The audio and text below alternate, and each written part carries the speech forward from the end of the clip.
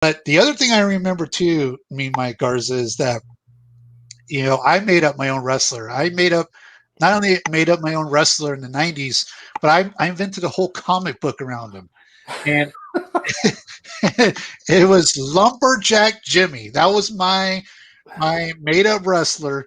I thought it was the greatest thing ever. If I ever, would have a creative wrestler, this would be a few years later for some of the other WWE games. I'd put in Lumberjack Jimmy, and Lumberjack Jimmy was like basically think Hacksaw Jim Duggan, just Lumberjack. Like that was like the only main difference. Same beard, same grizzly style. Didn't wrestle, just threw punches and kicks and all that.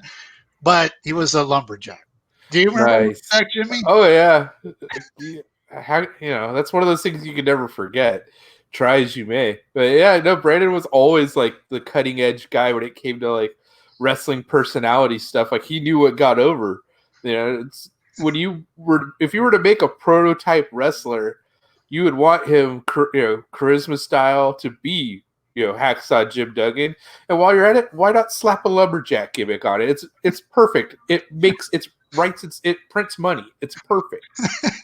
And the other thing growing up too is I started practicing my promoter wares by promoting not backyard wrestling, but backyard boxing On the trampoline.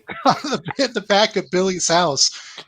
And like I would like promote it too, like, with like flyers and word about like, you gotta go out to backyard boxing. And like we would get in the backyard and we would beat the shit. Yeah. Now, keep in mind, Brandon is the one promoting this. Yeah. He wasn't the one out there taking the punches. He was the Don King of this thing. At the most, I was a ref, right? And I remember Yeah. Billy beating the hell out of this one kid, like the nicest kid ever, too.